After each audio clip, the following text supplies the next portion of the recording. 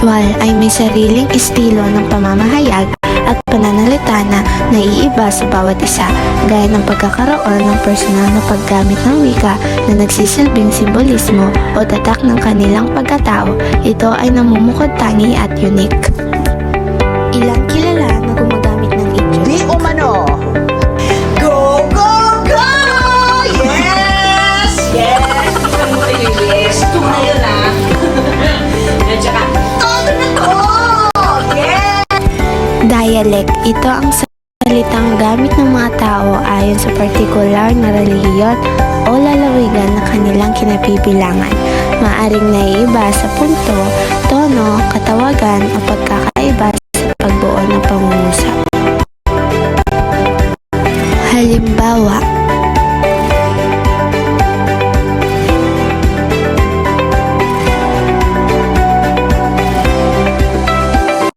ethnolect, isang uri ng variety ng wika na nade-develop mula sa salita ng mga etnolinguistang grupo. Dahil sa pagkakaroon ng maraming pangkat etniko, sumibol ang iba't ibang uri ng ethnolect. Halimbawa,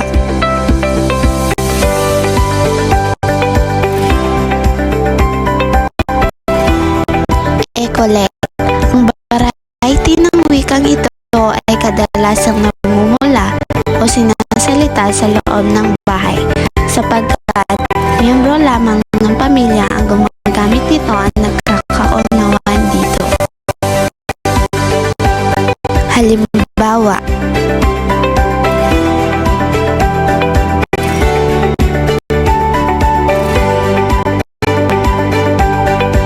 sociolect.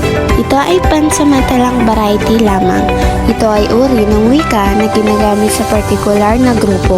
Ang mga salitang ito ay may kinalaman sa katayuang sosyo-ekonomiko at kasarian ng individual na gumagamit ng mga naturang salita.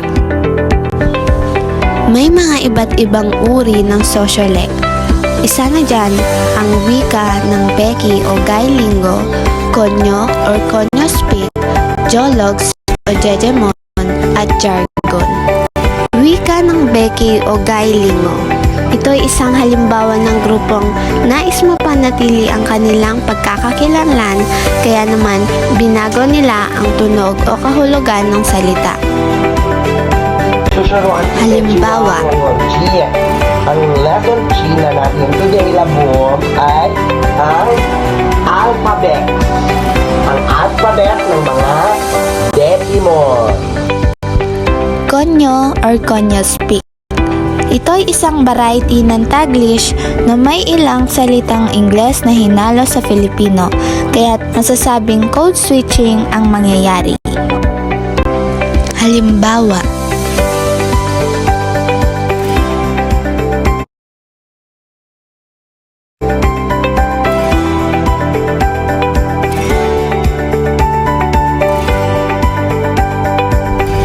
Jologs o Jejemon. Ito ay nagmula sa salitang jejeje na isang paraan ng pagbaybay ng hehehe at ng salitang Hapon na Pokemon. Halimbawa,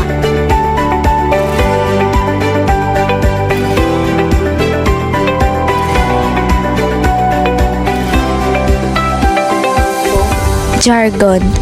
Ito ang mga natatanging bokabularyong partikular na pangkat at may pagkilala sa kanilang trabaho o gawain. Halimbawa,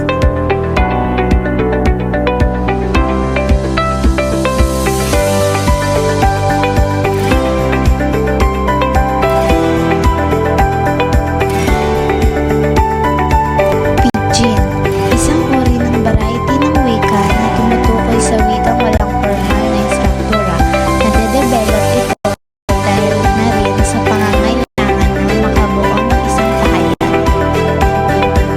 Halimbawa,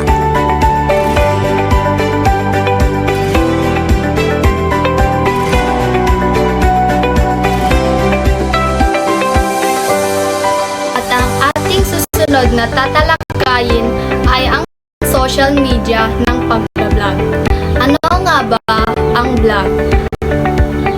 Ang blog ay galing sa dalawang salita na web at blog. Sa mabilis na pag-unlad ng teknolohiya at internet, naging mahalagang bahagi ng komunikasyon at pagpapahayag ang pagbablog. Isa itong anyo ng pagsulat sa digital na plataporma kung saan maaari ipahayag ng isang tao ang kanyang mga ideya, karanasan, opinyon o impormasyon ukol sa iba't ibang paksa. Bago ang lahat, alamin muna natin kung ano nga ba ang internet. Ang internet ay mula sa dalawang pinagsamang salita na inter at networking na batay sa pakahulugan ng The Free Dictionary 2015 na kilala bilang malawakang daluyan ng impormasyon. Ang sunod natin ay ang internet blog. Ang internet blog ay blog na nasa internet. Ibig sabihin, ang isinulat mong kwento o kaalaman ay makikita ng ibang tao sa online na gamit ang internet. May mga uri din ng internet blog. Pero bago ang lahat, aalamin muna natin kung anong tawag sa mga taong nagbablog. Blogger.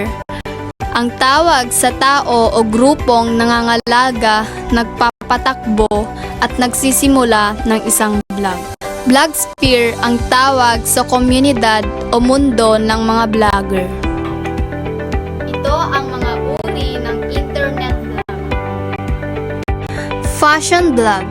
Ito ay uri ng blog na ang tema ay naglalaman ng mga damit o kung ano man ang bago sa mundo ng pananamit.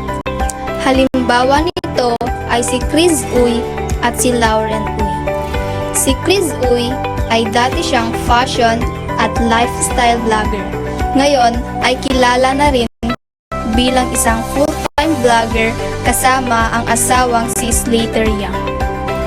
Ang kanyang blog ay tungkol sa fashion, travel at family life. Personal blog. Ito ay blog na kung saan binabahagi ng isang blogger ang kanyang sariling buhay o karanasan. Halimbawa nito ay si Pia Wurtzbach at Bianca Gonzalez. Si Pia Wurtzbach ay dati siyang may aktibong personal blog kung saan ibinabahagi niya ang kanyang karanasan bilang isang beauty queen, ang kanyang mga pinagdaanan at mga saulubin sa buhay. Ang kanyang blog ay nagsisilbing platform upang mas makilala siya sa publiko, maliban sa pagiging Miss Universe. News blog.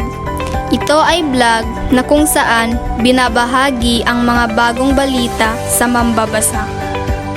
Halimbawa nito ay si RJ Nieto o kilala bilang Thinking Pinoy. Isa siya sa mga pinaka-controversial na political blogger sa Pilipinas. Kilala siya sa kanyang matapang at direktang pananaw sa politika at kasalukuyang mga issue. Humor blog. Ito ay blog na naglalayong magpatawa o magpaliw ng mga manonood o mambabasa. Halimbawa nito ay si Ramon Bautista o mas kilala bilang professional heckler. Sikat siya sa kanyang nakakatawang mga sulatin at komentaryo tungkol sa social at political issues. Ang kanyang estilo ay punong-puno ng satire at humor na ginagamit niya para magbigay ng opinyon. Photoblog. Ang blog na ito ay naglalaman ng mga litrato. Ang pinagkukuhanan at pinagmumulan ng blog na ito ay ang Tumblr. Halimbawa nito ay si Jepoy Amaga. Isa siyang award-winning photographer na kilala sa kanyang street photography. Ang kanyang blog ay naglalaman ng mga larawan na nagpapakita ng araw-araw na buhay, kultura at emosyon mga Pilipino sa kalye. Ang kanyang mga kuha ay madalas wala na raw at powerful, na nagbibigay ng kakaibang perspektibo sa ordinaryong mga eksena. Food vlog. Ito ay vlog na ang layunin ay magbahagi ng mga paraan sa pagluluto ng isang recipe. Halimbawa nito ay si Erwan Yusuf o mas kilala sa The Fat Kid Inside. Isa siya sa mga pioneer ng food vlogging sa bansa. Kilala siya sa paggawa ng mataas na kalidad na video at pag-vlog post tungkol sa pagkain, cooking tips at travel. Ang kanyang vlog ay tumatalakay sa iba't ibang lutuin mula sa fine dining hanggang sa street food vlog. Ito ay kilala bilang video vlog sapagkat naglalaman ito ng video ng mga vlogger. Halimbawa nito ay si Kong TV. Isa siya sa pinakasikat na vlogger sa bansa na kilala sa kanyang Paya Mansion at Pamine series. Ang kanyang vlog ay kadalasang naglalaman ng humor, pranks, at mga daily life adventures kasama ang kanyang pamilya at mga kaibigan. Educational vlog. Ito ay nakakatulong upang maliwanagan ang isang tao o mga mag-aaral sa mga aralin o paksa na hindi nila maintindihan o paksang kanilang kinaiinterasan. Limbawa nito ay si Team Laika, isang educational vlogger na nagbibigay ng libreng review materials para sa mga gustong kumuha ng entrance exams at civil service exams. Ang kanyang easy to understand na paliwanag sa iba't ibang subject ay malaking tulong sa mga estudyante.